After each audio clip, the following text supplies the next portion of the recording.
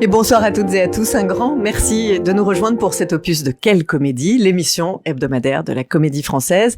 Alors ce soir, les habitués, les fidèles seront peut-être un peu surpris par le décor. Nous sommes en effet en direct depuis la Comédie Française, Place Colette, à Paris, mais plus spécifiquement tout en haut, dans l'atelier costume femmes. Et autour de moi, j'ai le plaisir d'avoir Sylvie Lombard. Bonsoir. Bonsoir. Vous êtes la responsable de tous ces services costumes. Vous allez nous détailler tout ça tout à l'heure. Coordinatrice avec de plaisir, tout ça. Voilà. Lionel Hermouet, bonsoir. Bonsoir. Alors, on est chez vous. Parlez dans votre micro parce que Oui, sinon pardon. on n'entendra pas. On est chez vous là un peu, c'est ça? Voilà, Hein, on est chez nous. Voilà. Et Agnès Falk, bonsoir. Bonsoir. Agnès, vous êtes la costumière de l'Avare, dans la mise en scène de L'Île au bord. Ça va commencer le 1er avril. Ouais. Salle Oui. Richelieu. Ça chauffe, ça chauffe. La grande salle. Est-ce que vous diriez, tous les trois, que le lien entre le comédien et le personnage tient finalement à un fil, qui serait celui du costume? À tous les fils de l'atelier. Je laisse Agnès peut-être. Oui, surtout que nous on travaille énormément sur la silhouette. On se donne des alibis d'époque quelque part, mais c'est vrai que la silhouette et ce que ça évoque est le plus important et ça passe beaucoup par le costume en fait et les accessoires aussi. Et le comédien a donc évidemment ce lien avec son personnage qui se crée quand il entre dans son costume. Et il y participe aussi beaucoup. Voilà. Alors, on a ici quelques décors, quelques mannequins qui sont derrière nous, qui sont relatifs à ce travail qui est donc Work in progress, exactement, comme on dit. j'allais dire en progrès en bon français, Voilà. qui est toujours en travail. Mais peut-être qu'avant, j'aurais aimé Sylvie que vous nous présentiez peut-être un peu plus généralement ces services ici de l'habillement, parce que je crois que tous les théâtres ne sont pas dotés d'un service aussi complet, si je puis dire, et de tous ces savoir-faire. C'est assez exceptionnel, je crois. C'est totalement exceptionnel. Je ne peux pas exclure les ateliers des opéras quand même qui existent, mais dans les théâtres actuellement, hélas, il n'y en a plus beaucoup. En France, c'est le seul. Et de cette envergure, je pense qu'on peut étendre au-delà de la France. Au-delà de nos frontières. Oui, absolument. Ça regroupe quoi alors racontez-nous. Les services costumes de la Comédie Française, qu'on appelle aussi les services de l'habillement, qui est un mot un petit peu désuet, mais que moi j'aime bien parce qu'il il parle aussi de le fait de s'habiller et ça nous renvoie à d'autres services. Ici, nous sommes effectivement dans l'atelier costume femmes. On va y revenir, mais les équipes d'abord dire peut-être qu'on est 56 dans ces équipes et que ces équipes sont à la fois des équipes liées à la production, à la réalisation des costumes, donc les ateliers, mais aussi à l'exploitation des spectacles et c'est très très important. Quand vous dites exploitation, pour que ceux qui nous regardent comprennent bien, c'est-à-dire aussi les métiers qui sont plus en lien direct avec le costume quand il est en scène, c'est ça que ça veut dire? Exactement, et qui sont en lien direct avec le comédien. Et quand vous parliez tout à l'heure de cette relation entre le costume et le comédien, c'est au moment de la création, et on va en reparler avec Agnès, ça c'est sûr, mais c'est tout au long de l'exploitation, c'est à chaque fois que le comédien va monter sur scène, il va être redécouvrir son costume ou le réhabiter, et pour ça il y a des équipes pour l'entourer. Je parle des habilleuses et des coiffeurs, coiffeuses, habilleurs d'ailleurs aussi, et puis aussi maquilleurs ou maquilleuses. Et ça, ce sont des équipes qui les entourent tous les soirs et qui en plus suivent les costumes dans le sens où ils les entretiennent. Voilà, ce sont les services du soir. Et depuis que ce théâtre est théâtre, il y a quand même cette culture de l'excellence et des savoir-faire qui perdurent. Alors totalement. Je pense que ils existent vraiment. On a des spécificités de broderie, effectivement. Il y a un service qui a toujours beaucoup de charme, qui est le service repassage, puisque nous savons encore dans les ateliers de la Comédie Française repasser des fraises avec des coques en les traitant dans de l'amidon, voilà. Oui, une Tout fraise, ça prend pas savoir-faire. 5 minutes, je crois. Non, c'est 3 heures. C'est 3 heures, voilà. C'est ça, c'est 3 heures. Sur les grandes fraises, oui, c'est Ouais, peut-être 3 heures. ouais. Et tous ces services-là sont soit au moment de la création des costumes, soit au moment du suivi, parce que non seulement on crée, et en ce moment nous créons l'Avare, mais nous travaillons aussi sur les spectacles qui sont en reprise, et parce que nous suivons l'alternance de la programmation. Et par exemple, cette semaine, nous reprenons Le Malade imaginaire, donc l'après-midi. En plus, nous répétons en costume au plateau, et il y a forcément encore des choses à refaire, de même que nous préparons la prochaine reprise, prochain spectacle qui rentrera dans l'alternance. Il y a déjà des costumes du Bourgeois gentilhomme qui sont dans les ateliers pour être remis en état, réajustés, ou pour être refaits parce qu'il y a un changement de distribution. C'est ça, parce qu'on rentre pas forcément dans le costume du voisin. Donc à ce moment-là, on le refait. Et puis il y a une dimension intime aussi. Est-ce qu'un costume, le comédien, c'est le sien? Oui. De préférence. Alors ils peuvent être tout à fait bons camarades entre eux et se prêter à un élément de costume. Enfin se prêter. On peut être amené à dire bon allez, là la cape on va pas la refaire. On n'a pas le temps tout simplement. Et là il y a pas de souci. Mais on essaye de respecter oui ça. C'est très important je pense sur les changements de distribution. Quand on peut le faire on le fait.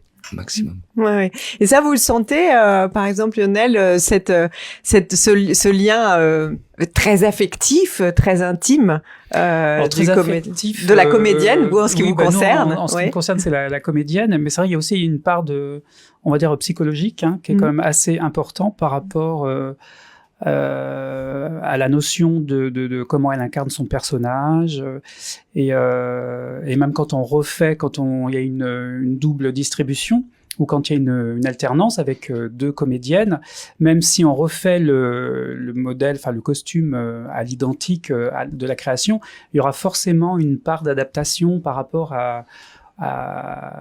au rôle qu'elle endosse, elle va pas forcément jouer comme sa camarade, un petit quelque chose, quelque chose spécifique. Et c'est très bien aussi parce qu'elles ont chacune leur personnalité, et c'est en cela que c'est intéressant de pouvoir refaire un deuxième costume qui finalement ne sera pas juste une réplique du premier. C'est l'interprétation en fait, c'est-à-dire que le comédien, il a son rôle comme il a son costume, mais ensuite il a sa manière de l'habiter, de l'habiller, et peut-être d'avoir envie peut-être d'une certaine hauteur, je pense aux femmes, aussi, en fait. Ou de choses comme ça, ou de choses peut-être plus ou moins cintrées.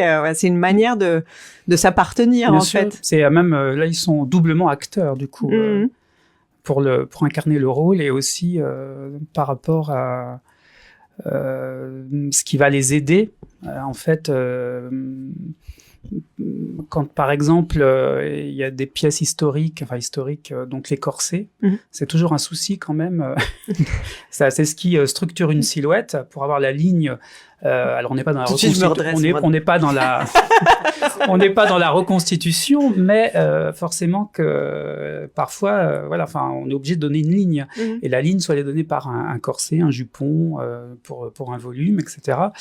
Et selon chaque personne, forcément, elles auront, même au niveau de la respiration, il y en a qui vont supporter d'être bien serrées pour asseoir une certaine respiration. Oui, même une certaine voix, en fait, un certain rythme pas du de parole. Tout. Il va falloir trouver des astuces pour que la silhouette paraisse la ligne que l'on veut, mais en même temps que ce soit très confortable. Et est-ce que parfois, ça vous est arrivé, là je parle à tous les trois, parce que vous avez cette expérience chacun, mais de vous retrouver confrontés à des comédiennes, il y a vraiment quelque chose qui fonctionne pas dans le costume. Ça, c'est toute l'alchimie en fait qu'il faut qu'on trouve. Et en général, ça se passe en lien avec la création. Il faut qu'il y ait avec la création et la mise en scène. Et la mise en scène, bien sûr. Il faut trouver cette alchimie c'est comme une mayonnaise qui doit prendre. C'est de toute façon, même s'il y a un créateur, même s'il y a une mise en scène, c'est un travail collectif, et c'est là où le comédien ou la comédienne a envie de raconter des choses à lui, de son univers, de son parcours. Nous, on raconte, on essaie de raconter ce que raconte. Oui, on est très à l'écoute, en fait, parce que ça peut être aussi très technique. Ils ont besoin de poches pour mettre des choses dedans, parce qu'ils ont envie de s'amuser à cacher des choses dans un chapeau. Donc, on est vraiment en binôme avec eux, en fait. On force personne, en fait. En plus. Si d'un coup ils la sentent pas, cette silhouette, hop, on essaye d'aller dans leur univers et puis de partir sur une autre histoire, une autre silhouette en fait. Après l'alchimie, elle est aussi, quand on parlait de l'alternance ou des changements de distribution, à la fois on s'adapte à la nouvelle personnalité et tout ça, et à la fois on est là aussi pour garantir le maintien d'une création. On peut pas non plus se dire là, tout à coup on change complètement la robe. On a quand même ce souci. Donc c'est ça, c'est tout le temps cette recherche. Mais finalement, je me dis que vous, Agnès, votre rôle, c'est de rêver, voilà, des silhouettes. Ici, Sylvie, vous avez apporté la Bible où on voit bien de quoi ça part. Hein, en fait, c'est tout à fait ça. C'est moi, en fait, je travaille beaucoup en binôme aussi avec Lilo. On travaille beaucoup en aval, trouver la période, ce qu'on veut faire ressortir de tout ça. Et mais après, j'arrive ici, à chaque fois, je dis ça y est, c'est Noël pour moi. C'est-à-dire que j'ai affaire à toutes les équipes qui sont tellement formidables, avec leur savoir-faire. En fait, ils subliment tout ce que je fais, et pour moi, c'est Noël. En fait, chaque fois, je me dis ça y est. Même que c'est vrai qu'on est souvent dans la proposition oui, par aussi, rapport au discours et. Oui, c'est ça, parce que finalement, la création se fait à tous les étages, si je puis dire, parce qu'il y a le metteur en scène, vous qui êtes en lien, vous imaginez ce monde dans lequel vous voulez transposer ou pas l'histoire, lui donner corps en tout cas, et puis ensuite ce rêve, vous le confiez ici à l'habillement, et on va trouver la manière de le faire, mais avec sa propre patte aussi. Donc finalement, j'ai l'impression que c'est en fait, il y a des propositions. Je vois Lionel, Francesca, il y a beaucoup et toute leur équipe. Avec Valérie, Jocelyne, tout ça, ils proposent des choses. Des fois, je leur dis non, ça va pas du tout, et d'autres fois, je dis c'est une bonne idée. Parce qu'en fait, ils sont tellement à même ils savent tout faire en fait. Ils font toutes les époques, ils savent tout. Donc effectivement, ils ont des fois une acuité différente et puis un savoir-faire beaucoup plus important que moi. Mais pour nous, ce qui est important, en fait, c'est aussi donc les maquettes, c'est une chose, donc les dessins, documents, donc il va nous plonger dans l'univers. Mais il y a aussi le discours du créateur, de la créatrice de costumes, qui est quand même très très très important, parce que ça vient nourrir encore plus l'iconographie. Ça leur met voilà. Et nous après, c'est mon petit chemin. Selon nos personnalités aussi, on interprète. Et alors Sylvie, on repart de zéro, parce que je veux dire, depuis quand même qu'il y a des costumes dans ce théâtre, à chaque création, on recommence, on recrée tout, on se sert pas de son fond. Quand est-ce qu'on s'en sert de son fond? Est-ce qu'on s'en sert? Alors quand même, oui, on a de très grosses réserves. Bien sûr qu'on est chaque équipe de création invitée a droit à aller piocher? Non seulement à venir dans les ateliers, mais bien sûr qu'on va dans nos réserves. Déjà parce que nous avons quand même 3 salles. Nous avons la salle Richelieu, donc dans lequel va jouer L'Avare, mais il y a aussi le Vieux Colombier et il y a aussi le Studio Théâtre. Or, les 3 salles ne fonctionnent pas tout à fait de la même façon, déjà parce que les ateliers costumes ont vocation à travailler essentiellement pour la salle Richelieu. On n'aurait ni le temps ni la place de faire autrement. En revanche, toutes les réserves sont à disposition pour les 3 salles, bien sûr. Et là, il y a encore un service dont je n'ai pas parlé, qui est la régie des costumes, et qui a la charge de s'occuper de toutes les réserves. À chaque création ici va aussi inventorier les nouvelles pièces, les nouveaux éléments, et va faire comme ça le suivi et faire l'historique. On a l'historique comme ça des costumes et des spectacles depuis très très longtemps. Et dans ces réserves-là, effectivement, même Agnès, pour qui on va tout créer ici, puisqu'elle a la chance de créer à Richelieu. Et j'ai la chance d'aller au stock aussi. Elle a eu la chance d'aller aussi. Je chine. Voilà. En fait. C'est ça, ouais. J'adore ça. Ouais. Et autant pour les éléments de costume qui peuvent servir aux répétitions, parce qu'on travaille tout ce temps de répétition, pour les comédiens est important d'essayer, s'ils doivent travailler en jupe longue, on va leur mettre à leur disposition un jupon, c'est de leur mettre à disposition des vestes, des choses comme ça. En fait, on reprend les silhouettes plus ou moins qu'on essaye. Voilà, ouais, c'est ça essaye. En fait. On essaye même les éléments d'être plus proche des couleurs. pour pouvoir bouger sur scène et produire les mêmes mouvements aussi, parce qu'avec Lilo, ça bouge pas mal sur scène, ça. Oui, puis justement, c'est important d'avoir un costume et non de répéter en t-shirt et en basket quand il y a des robes, qui sont Ils sont un très peu, en demande pour ça. Oui. on va Ouais, dire, parce que ça les aide sans doute à incarner Bien sûr, aussi. oui. Ouais, bien sûr, à donner la silhouette aussi du personnage qui est joué. bien quoi. sûr, C'est une un manière de maintien, marcher. voilà. Alors on essaye d'être au plus proche parce que parfois, c'est très difficile d'envoyer une robe jaune là où on est dans un univers très noir ou très sombre. Par exemple. Donc on fait attention à tout ça aussi. Et puis il y a aussi parfois qu'on propose des éléments de répétition et ils se sont tellement habitués à ça qu'ils ne veulent plus rien d'autre. Ça c'est un piège terrible ça pour c'est vous un là. piège. J'ai pas eu ça encore, si. Ouais, Attends. mais peut-être que tu vas l'avoir. Ouais. Je réfléchis, mais ça me dit rien. Ah mais ça peut être terrible. C'est-à-dire qu'il y aurait eu une création qui aurait été Ça faite. Nous, on n'aime pas du tout. Bah, j'imagine. C'est pour ça que vous mettez. Ouais, des trucs pas trop bien. Voilà, c'est un fait. Ouais. Parce que malheureusement, après, certaines pièces du stock peuvent être quand même assez abîmées. Donc en fait, on sait que sur la durée, ça tiendra pas la route. Donc après, on va forcément la refaire. Mais justement, ça c'est aussi une question que j'avais à vous poser. C'est que il y a un savoir-faire qui est, j'allais dire, haute couture, enfin vraiment, et même avec des métiers qui sont incroyables. C'est de l'artisanat. C'est de l'artisanat, mais sauf que vous, c'est pas juste pour un défilé, quoi, que vous faites non. quelque chose. Donc ça sous-entend qu'il faut des matières, des matériaux très solides.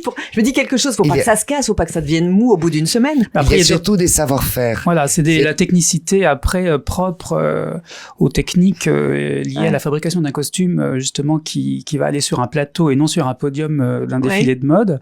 Et même si par exemple il y a des robes sur les damnés, par exemple on avait fait des robes au style haute couture, mais pour que justement sur la durée ça tienne la route, notamment une robe en dentelle avec un dos nu, qu'on a consolidé sur de la résille, ça ne se voit absolument pas, mais ça permet à la robe de tenir sur la durée et d'être beaucoup plus solide, puisqu'en plus la comédienne se roulait par terre avec.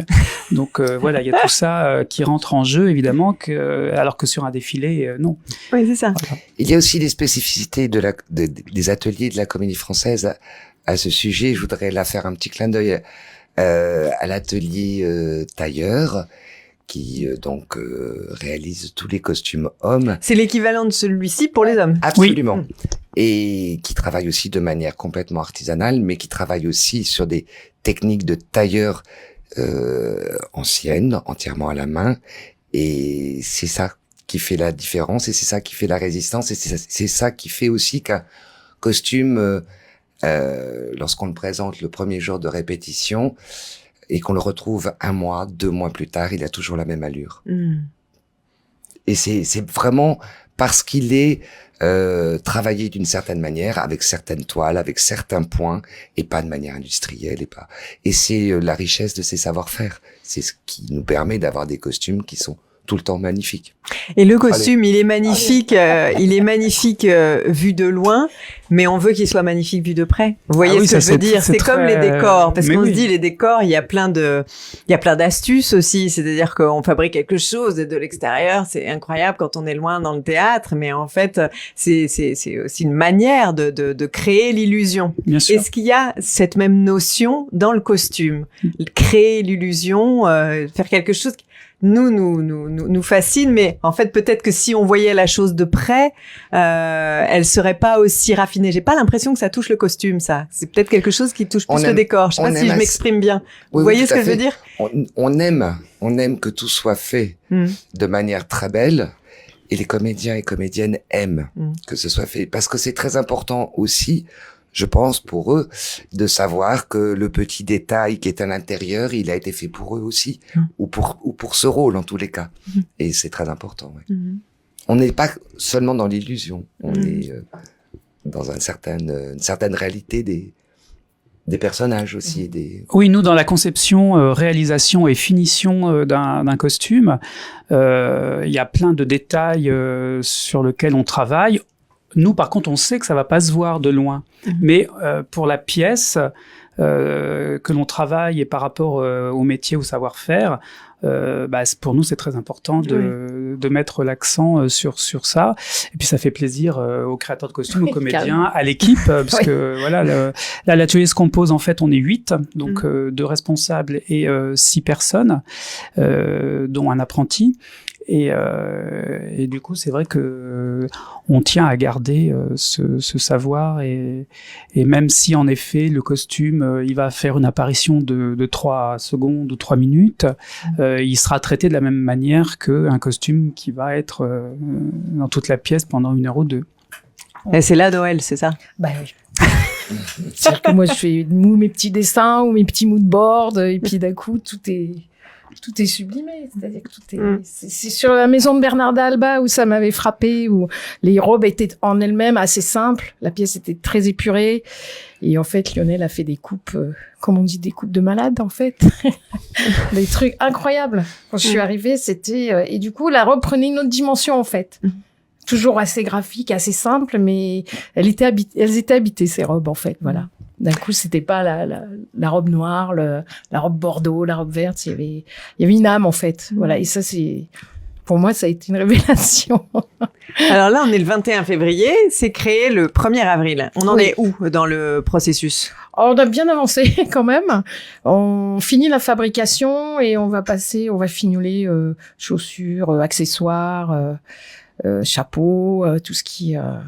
On est aux essayages tissus. Puisqu'en fait, voilà, parce qu'il y a quand même des choses qui sont derrière que les téléspectateurs voient. Et je pense que voilà, si vous pouvez nous. À partir du moment où on reçoit donc les maquettes, iconographies, voilà, du créateur de costumes, après on a un rôle donc d'interprétation. Et nous, donc à l'atelier costume femmes, on passe par l'élaboration donc d'une toile. Donc c'est en effet la dimension en 3D avec une toile de coton, ou ça peut être aussi un tissu qui va s'approcher, parce que à partir du moment où on fait une robe en mousseline, ou si on la présente en toile de coton, le tombé ne sera absolument pas le même. Donc là on ira chercher un tissu pour faire une toile dans un tissu approchant. Là par exemple vous voyez sur ce modèle là, donc là on a cette image d'Agnès, la proposition, voilà. Ensuite, il y a eu le choix de la matière, mais avant cela, donc, moi j'ai interprété, voilà, donc ce modèle, donc la toile, et donc je pratique un moulage sur mannequin de travail, qui peut être, bon, en général aux mesures de la comédienne. Surtout, ce qui nous importe, nous, techniquement, c'est les bonnes hauteurs, voilà. Et ce modèle, en fait, une fois que j'ai fait cette interprétation, donc là, vous voyez, c'est une demi-toile. Et ensuite, elle passe à l'étape du réglage sur la table. Donc, on remet tout à plat. On met souvent tout à plat. Hein. Et après, on vient... C'est quand même un essayage avec une toile complète... Eh ben voilà, c'est ce que là j'allais y venir, c'est-à-dire que là après donc cette demi-toile, forcément une fois qu'elle est réglée, on coupe l'autre moitié. Ensuite l'atelier la réalise, la fabrique pour l'essayage. Mais la fabrique du coup grossièrement. Alors on surbâtit. Là, c'est épinglé, c'est-à-dire qu'en fait, va y avoir les mêmes coutures, mais qui vont être surbâties. Voilà, sur l'endroit et à la main. Parce qu'en fait, moi, ça me permet aux essayages de couper le fil très facilement et d'enlever très facilement pour repositionner, changer une découpe, rajouter ou diminuer, hein, voilà. Et du coup, c'est très important cette étape de travail, puisqu'en fait, c'est là où la créatrice de costumes, la comédienne, nous, les ateliers, parfois le metteur en scène, parfois il y en a qui aiment bien venir aux essayages, et c'est là où on peut vraiment parler sur quelque chose de concret, puisque maintenant ce n'est plus à l'étape de croquis. Là vraiment il y a la silhouette avec la morphologie de la comédienne qui ça prend vie, et plus après la comédienne a plus peut-être une idée du rôle, etc. Et après, nous, une fois que l'essayage est terminé, donc il y a un réglage par rapport à nos modifications, et on remet tout à plat, on retrace, tissu. et on peut attendre parfois très longtemps le tissu, ou parfois on l'a très vite, ça dépend. Et donc après, donc il y aura l'étape. Donc là, par exemple, sur ce modèle précis, nous avons fait l'essayage en tissu pour la première fois. D'accord. Voilà. Alors là, il y avait une petite notion qui est un petit peu... en fait, le tissu était un peu élastique. Alors que là, c'est vrai que je m'attendais plutôt à un chaînet trame. Ouais. Donc voilà, il y a eu encore quelques petites modifications. Et après, donc, on fait un deuxième essayage. Mais là, c'est vraiment juste pour régler des détails de boutons.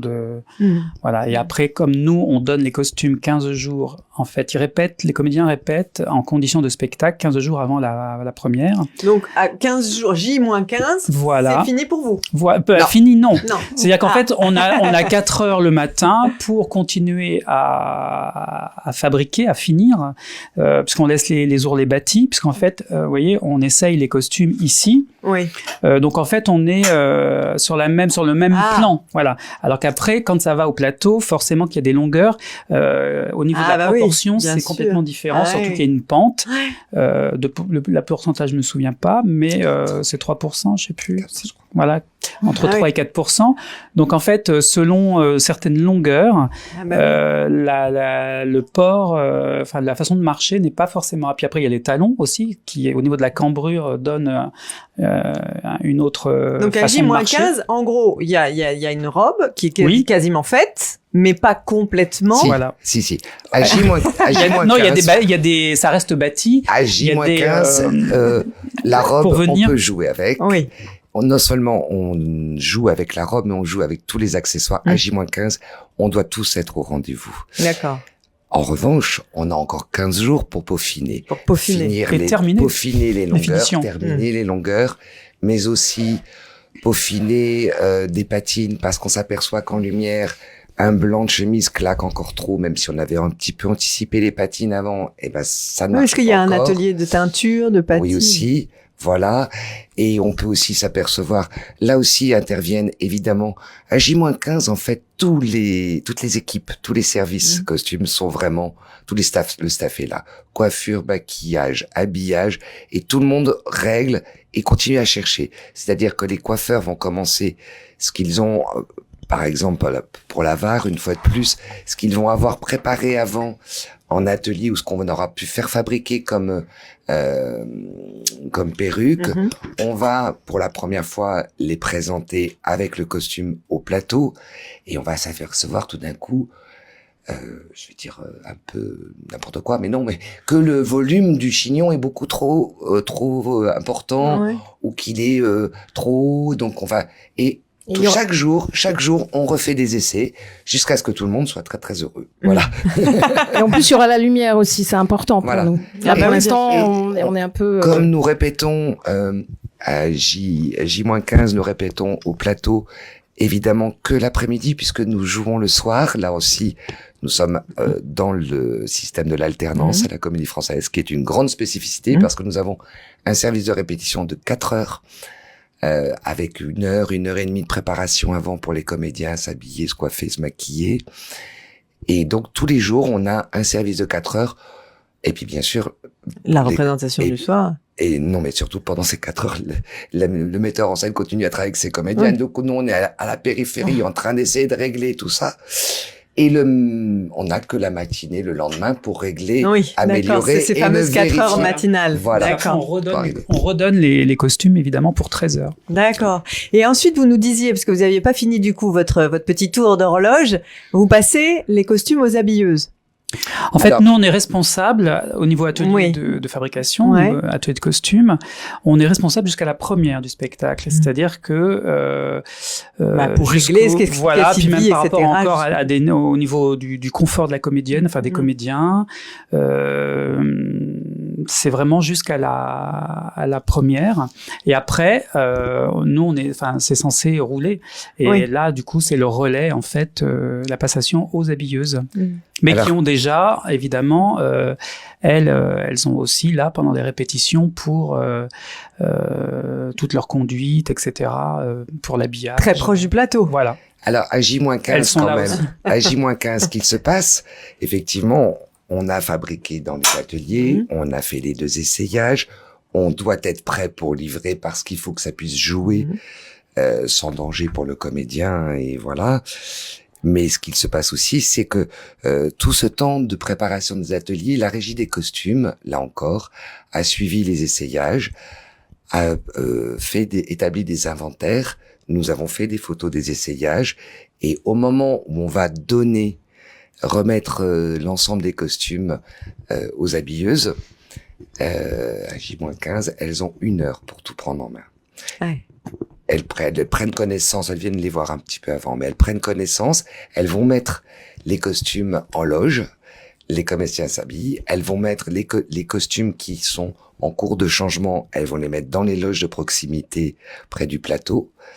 Et voilà, et on se lance, et c'est une espèce de grand bain comme ça, où tout le monde se lance, et pendant ces 15 jours, elles aussi, elles ont besoin de travailler, et donc d'apprendre... De prendre ce rythme aussi. Et puis d'apprendre le spectacle. Donc elles vont suivre les répétitions, et par exemple, le premier jour, on va répéter 2 scènes, et on va les répéter. Parce que des fois, il y a des changements rapides, notamment dans La puce à l'oreille, où il y avait ce fameux changement de poche, de Serge Bagdasarian, et qui était quand même ultra sportif. Très sportif. Mais bon, on était un peu inquiets au début, mais en fait, ça s'est très très bien passé. Tout était toujours. C'était le changement le plus rapide du théâtre, quand même. Alors peut-être on va évidemment garder plein de surprises parce que pour que les spectateurs arrivent et découvrent le 1er avril, mais on est là, donc on peut quand même profiter un petit peu de donner un certain ton. On voit quand même une certaine époque qui se dessine là. Oui, alors ça serait plutôt après-guerre, les années 40 après-guerre, cette période où les fortunes se faisaient un peu, on se demande comment. C'était donc voilà, c'est un peu mystérieux dans l'univers de l'Avare, on ne sait pas trop. On s'est inspiré sans non plus tomber dans une reconstitution. Une reconstitution, si jamais un élément d'une autre époque nous peut servir le comédien, il n'y a pas d'hésitation en fait. C'est ce qui prime en fait. Et il y a du rire dans le costume là ? Du rire dans le costume ? Il y en a certains, oui. Surtout à la fin. Il y a une petite surprise en fait à la fin. Donc voilà. Donc nous ne dirons non, rien. Voilà. Et alors qu'est-ce qu'il y aurait eu par exemple, Lionel, comme défi là sur cette production ? Est-ce que ce sont les matières ? Est-ce que ce sont les recherches de coupe Là, c'est assez classique, on va dire, comme travail. Hein. Ça ressemble quand même plus à des vêtements qu'à des costumes, avec corsets, des volumes, avec voilà. Donc après, c'est plutôt avec les matières, des recherches de détails. Par exemple, voilà, sur Frozen, on a été un petit peu loin, c'est-à-dire qu'on s'est un peu amusé. Là, par exemple, sur le haut de la poche, on a fait un petit peu comme des yeux, voilà. Cette partie, du coup, on l'a proposée en cuir, ce qui n'était pas forcément... C'était pas prévu au voilà. départ. J'irais même jusqu'à proposer des fossiles, par exemple, ici, ça pourrait être... Bon, ça, on verra. Voilà, en fait, sur ce genre de travail, d'évolution, c'est un peu comme sur La puce à l'oreille. Il y a aussi, c'est assez ludique en fait, les spectacles de Lilo. Donc il y a des choses dont ils n'ont pas parlé aussi, c'est les transformations de corps. Ah oui, j'ai vu qu'il y avait une jolie culotte bien rembourrée quelque part. Il y en a une ou deux qui sont assez surprenantes. Ah voilà, c'est ça. En fait, voilà, une culotte rembourrée pour Frozen, pour qu'elle ait l'air un petit peu plus. D'accord. On lui rajoute des fesses. Voilà, glamour. Et sinon, il y a Nicolas Lormeau, en fait, qui endosse le rôle de Dame Claude. Voilà, qui est. Et alors, justement, quand un homme est habillé en femme, ça se passe chez nous, voilà, à l'atelier costume femme. Et il en est ravi, je crois, Nicolas, pour Voilà. une fois. Et là, c'est un peu à l'image du personnage de Madame Doubtfire. Et donc là, vous voyez, avec alors, je vais soulever un peu. Génial. Voilà, la On transformation ne va est peut-être pas dessous. raconter. Non, mais c'est Alors, génial. un C'est faux génial corps. quand même. Alors évidemment, c'est Ouais, pas c'est bien. très glamour. Hein. Je vois pas où est l'épingle.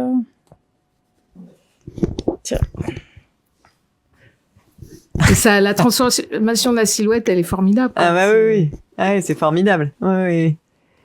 Ça, c'est des silhouettes qui marchent tout de suite. Voilà. Voilà, D'accord. Donc avec quelques formes, quelques bourrelets. C'est ça. de la poitrine. Voilà. Et donc il va faire ça très bien. Mm. Et donc, dès que c'est femme, même si ce n'est pas une femme à l'intérieur, c'est chez vous. Tout à fait. Et pareil, une femme en costume d'homme. L'inverse. C'est chez les tailleurs. Voilà. Elle se retrouve chez les tailleurs. Et dans ces 56 personnes, c'est ça, hein c'est une partie de la ruche, quoi, en fait. Quand on dit qu'il y a une ruche aux Français, Oui, il y a une partie il y a- une partie de la ruche est là. Absolument, et ça bourdonne beaucoup. Quand est-ce qu'il y a comme un petit peu, j'en sais rien, mais des époques, est-ce que tous les 10 ans on fait des inventaires, on recense tout ce qu'on a, est-ce qu'il y a des périodes comme ça, un peu de grands chantiers pour cette régie des costumes ou pas? On y est. On y est pile là? On y est pile, Ah. pile. Alors non, on ne fait pas tous les 10 ans des grands inventaires, on n'y arrive pas. On en fait tout le temps, en fait. On fait tout le temps du rangement. Je vous disais qu'on était tout le temps en train de sortir pour tous les créateurs des 3 salles, des costumes de répétition, des costumes qui servent dans le jeu. Donc il faut bien les ranger à un moment. Donc on sort tout le temps, mais on range tout le temps. Mais il est vrai que cette année, on a un petit projet un peu ambitieux qui est de ce qu'on appelle un récollement, c'est-à-dire qu'on voudrait vérifier que ce qui est dans nos placards correspond bien à ce qu'on a dans notre inventaire numérique, sachant qu'on a un logiciel où tout est numérisé, qui est tenu par la régie des costumes, justement, mais là, il faut tout vérifier. Il faut aussi se faire de la place, se dire, parfois, il faut faire le deuil de certaines choses. On s'en sert plus, ça n'a plus vraiment de valeur, d'utilité, ça n'a plus de valeur patrimoniale, voilà. Donc, on fait aussi... Les plus vieux costumes, ils datent de quand, ceux qu'on a là? 18e siècle. Magnifique. Magnifique. Et ils sont... Et ils On sont va pas s'en servir pour des costumes de Non, répète. Non, Mais c'est par ces contre- costumes non, qu'on peut c'est mettre derrière pièces des musées. Ouais, Ce qui est vitrines. très- Il y avait eu une exposition d'ailleurs au Centre national du costume. Bien sûr, et on a beaucoup de costumes qui sont déposés au Centre national du costume. Peut-être que de nouveaux vont rejoindre un moulin bientôt, mais je ne sais plus. Non, mais sur ces costumes du 18e, donc on les en gros, on les a tous inventoriés depuis. Et quoi. voilà. Et surtout, ce qui est très très important, ces costumes du 18e, mais aussi des pièces du 19e, mais aussi des pièces années 30, sont des documents pour nous incroyables. Parce qu'on va regarder aussi comment c'est fait. On va aller regarder à l'intérieur, on va aller regarder le détail d'un bouton brodé. On Oui, va ça aller vous regarder... apporte le savoir-faire aussi. Absolument. Et ça, c'est très précieux pour nous. Et il y a un rapport au costume qui a changé parce que je crois que quand même avant, si on remonte au 18e, le comédien avait son emploi, et il avait son costume aussi avec oui, lui. alors il y a ce côté-là, mais il y a aussi des modes de costumier. Et ça aussi, nos réserves nous permettent. Moi, j'adore cette chose-là, c'est-à-dire que une petite anecdote comme ça partagée avec Isabelle, la responsable de la régie, où un jour elle me dit mais cette robe-là, elle est vraiment trop vilaine, il faut qu'on s'en débarrasse. Et je dis ouais, elle est vraiment très très vilaine, mais justement on va la garder parce que c'était incroyable. Elle était tellement typique de la conception, de la manière dont on réalisait les costumes dans les années 50, c'est-à-dire que c'était une robe 17e avec une belle découpe de poitrine d'années 50, porté sur un soutien-gorge bien pointu, chose qu'on ne ferait absolument plus. Oui. Et que les comédiennes n'accepteraient plus. C'est-à-dire que là, l'époque contemporaine prenait le pas sur la reconstitution historique. Mais en fait, c'est très récent, puisqu'en Mais fait, il y a qu'à partir des années 80, on va dire, que les costumiers, 70. Ouais. oui, vraiment se sont intéressés à vraiment reconstituer, enfin repartir de la coupe d'époque, quand on avait une ligne d'époque à réinterpréter, et non se servir de la coupe, comme tu disais, des années 50, comme de toute façon, il y a même au niveau cinéma, hein, les films de KPDP de Jean Marais, etc. C'était des coupes des années de ville transposées, une sorte de silhouette époque. Et justement, il y a un film qui a fait le lien de tout ça, c'est le film d'Ariane Mouchkine, Molière, et qui a été vraiment, voilà, même les éclairages censés être à la bougie, etc. Et ça a été vraiment un tournant. Et après, c'est sûr que l'univers des costumiers ont vraiment pris le soin de ce. Alors il y avait les Anglais qui ont fait ce travail de documentation. Donc on a beaucoup de livres anglais d'ailleurs sur les coupes d'époque, etc., dont on se sert. Et c'est vrai que ça marque un tournant en fait. Et comme tu disais tout à l'heure, on va pas couper une robe 17e avec notre coupe actuelle. On va essayer de respecter. En tout cas, les grandes lignes. Après, ça peut y avoir des variantes, mais... Et il est certain que pour nous, on a cette immense chance. En fait, c'est qu'on a des livres, bien sûr, comme tout le monde.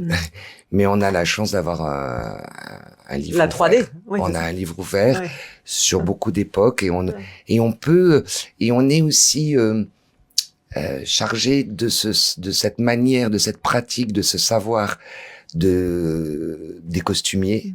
Tant en conception qu'en création, on connaît cette histoire et on l'a sous les yeux. Donc on a une chance incroyable. Et il y a une mission donc. Oui, de transmission, bien sûr. Bien sûr. Et même vous aviez dit que vous avez un apprenti dans votre service et ça fait partie de la mission. Bien sûr, c'est important. On a beaucoup de, on a tout le temps des apprentis, on a tout le temps des stagiaires au maximum en tous les cas de ce que nos ateliers peuvent contenir, parce qu'on est quand même dans des endroits un petit peu restreints. Mais c'est vrai qu'on aime accueillir, on aime transmettre, et puis c'est une obligation morale. Eh bien, c'était super d'être en votre compagnie et de pouvoir comme ça appréhender un petit peu plus ce qui se passe derrière le décor. Je crois que les gens aiment toujours avoir ce privilège de savoir comment les choses se trament. Ils s'imaginent pas ça toujours. Ça enlève rien de la magie, je pense, véritablement. C'est assez mystérieux pour les gens. Quand je leur raconte, moi, ce qui se passe, ils sont complètement émerveillés, en fait. Ben oui, c'est extraordinaire. Et puis c'est vrai qu'il y a quand même quelque chose de l'ordre du luxe, quoi. Le luxe du temps, le luxe du savoir, le luxe de savoir fabriquer, etc. C'est certain parce que pour faire ça, il faut beaucoup de temps. Ouais. Et c'est vraiment notre chance aussi. Même si vous êtes tout le temps dans le rush. Oui. Vous avez quand même. Mais ça met de l'adrénaline, on adore ça. Alors, on va se quitter, mais en fait, pour vous, chers téléspectateurs, c'est pas fini parce que Arthur est allé tourner un reportage en votre compagnie, Sylvie, où on va découvrir une autre nos partie, réserves, c'est ça, absolument. Vos réserves. Donc, on n'en a pas trop parlé, et comme ça, les gens vont découvrir maintenant la suite et ce qu'il est. On en a un petit peu parlé déjà. Oui, mais les profondeurs. Voilà. Et comment les choses fonctionnent. En tout cas, un grand merci d'avoir été avec nous ce soir. Rendez-vous, comme chaque semaine, tous les lundis à 19h en direct, normalement du secrétariat général de la Comédie Française. Émission qui ne serait pas possible sans Arthur Lenoir et Andrea Villechange. Merci beaucoup, évidemment, comme chaque lundi. Et la semaine prochaine, vous avez rendez-vous avec Béline Dola. Bonsoir à tous et surtout restez branchés parce que reportage à suivre.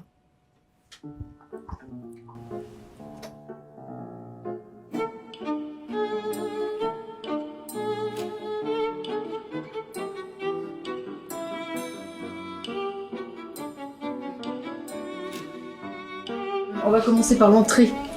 Ce sont des costumes qui sont sortis pour une costumière pour le studio. Parce que les costumières viennent fouiller dans notre stock pour leur spectacle ou leur répétition du studio, du Vieux-Co et de la Comédie Française. Donc ça, c'est en attente. Comédie Française, c'est-à-dire Salle Richelieu. Salle Richelieu. C'est-à-dire que le stock, les réserves de costumes de la Comédie Française servent au spectacle des 3 salles, Richelieu, Vieux-Caux, Studio, soit pour avoir des costumes de répétition, soit pour avoir des costumes de jeu. Parce qu'il y a des costumières qui peuvent être très très inspirées par ce qu'elles découvrent ici et se dire bah non, c'est ce pantalon, il est dans sa bonne patine, je veux celui-là et j'en prendrai pas un autre. Voilà. Donc typiquement, on a comme ça, on va parcourir. Il y a tout le temps des portants qui sont sortis. C'est typiquement des sorties de costumières pour la fin de la création, pour la fin de la saison, pardon. Pas encore pour la saison prochaine.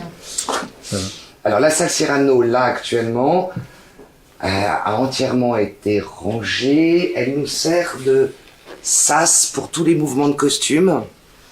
Comme nous sommes en plein récollement, en plein tri, en plein inventaire, voilà, mission qu'on essaie de remplir sur l'année 2022. Forcément, on extrait des costumes des placards, des compactus.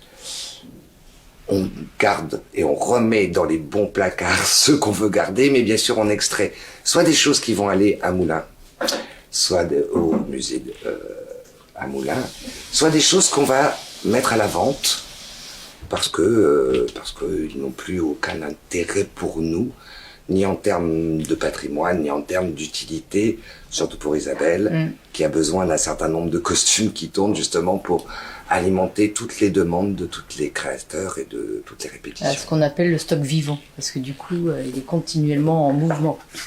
Alors là, c'est la partie armurerie et chapeau, modiste. Au fond, on a les casques. On n'a plus que les casques, parce que ça vient de changer il n'y a pas longtemps. Les épées sont reparties de l'autre côté.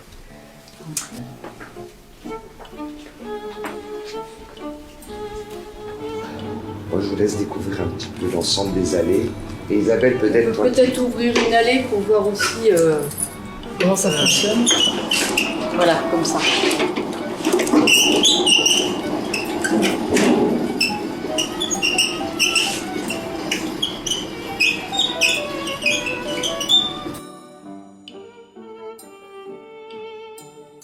Alors là, on est dans une partie un peu plus moderne du costume d'homme, et là, un peu plus d'époque.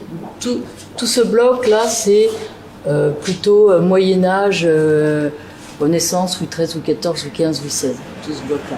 Ça, c'est plutôt costume moderne, homme et militaire.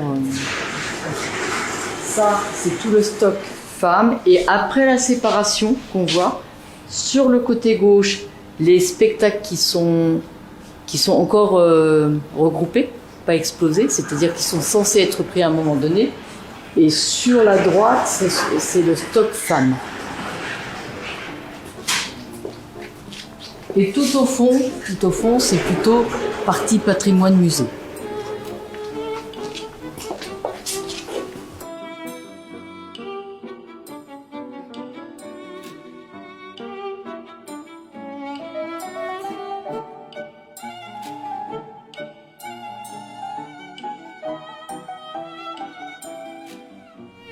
Costume des fables de La Fontaine, qu'il faut déplacer, trier, déplacer. Typiquement, il y a des pièces emblématiques de ce spectacle qui sont déjà parties à Moulins, beaucoup. Peut-être qu'il y en a d'autres qui repartiront, on les reproposera. Et ce qu'il nous reste, nous, par exemple, ce genre de choses, on peut complètement imaginer que ça réintègre le stock. C'est-à-dire qu'on peut avoir tout à fait besoin d'un costume noir ou d'un costume smoking qui pour le moment a toujours été mobilisé parce que ce spectacle a été réformé mais on n'a pas eu le temps de le casser. Donc là on va en profiter pour nourrir à nouveau notre stock.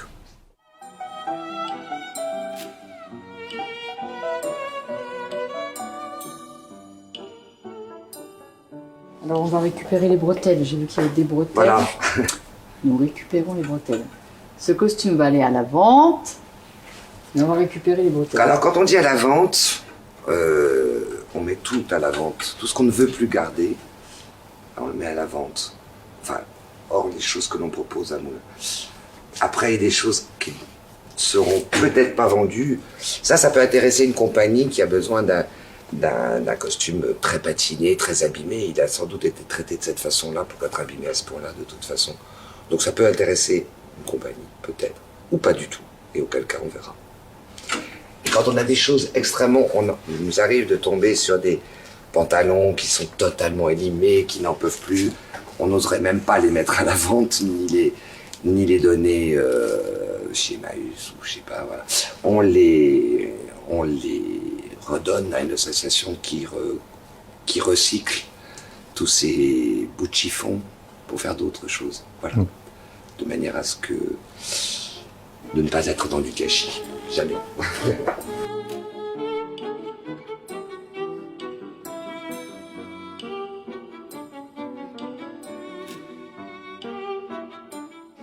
Quand ça appartient vraiment à une création emblématique de la comédie française, d'un metteur en scène, ou quand ça appartient aussi à un comédien qui a eu une relation particulièrement qui est particulièrement attachée à son costume, on fait très très attention à ça. Et aussi parce que les comédiens parfois redemandent à Isabelle, ne serait-ce que pour l'hommage, des costumes qu'ils ont portés il y a 10 ans, il y a 20 ans, mais qui sont emblématiques pour eux d'un rôle, et tout à coup ils ont envie de le retrouver. Donc il faut qu'on puisse leur dire... Donc on fait très très attention à ça. Et après on va remettre des étiquettes avec l'immatriculation de l'élément de costume, le spectacle, le comédien, le rôle, et, alors là c'est pas le cas, ça n'a pas encore été fait, là où il va être rangé. Son nouveau rangement. Oui, son nouveau rangement. Son nouveau placard.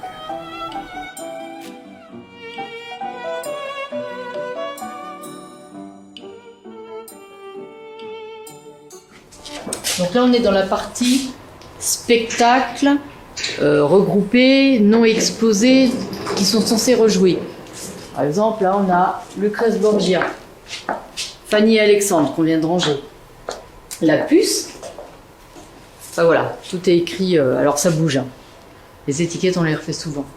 Parce que là, du coup, c'est le malade imaginaire qui est repris, la locandira qu'on va exploser. Et voilà. Ça, et puis, tout ça, on vient de le vider, tout ça.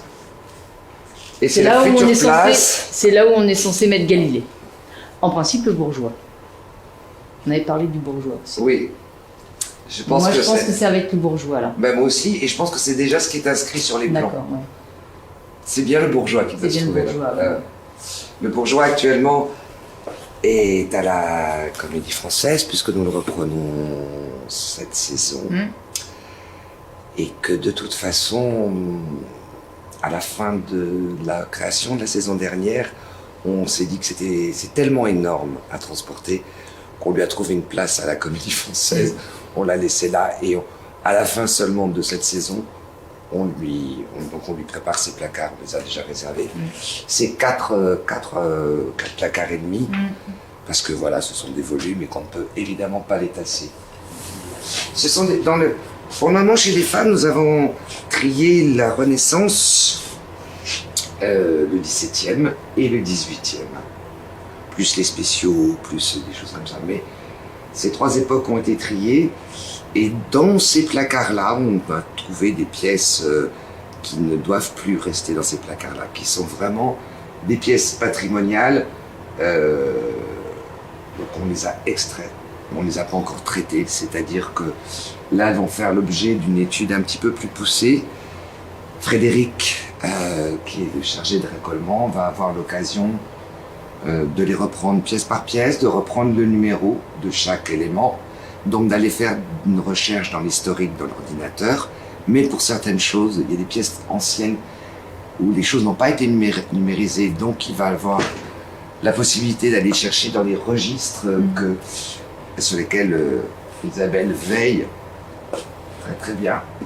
Et puis voir pour certaines pièces intéressantes ou qui éveillent un peu notre curiosité, aller évidemment à la bibliothèque pour essayer de trouver d'autres informations, voir de l'iconographie.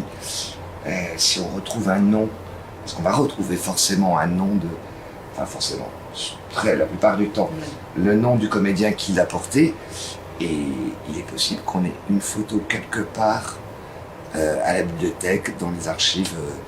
Donc voilà, ça s'appelle aussi un récollement. C'est-à-dire sur les pièces, on ne le fera pas sur toutes les pièces, mais sur les pièces patrimoniales, il sera intéressé. Et alors, en patrimoine, alors voilà, c'est souvent des choses qui brillent ici.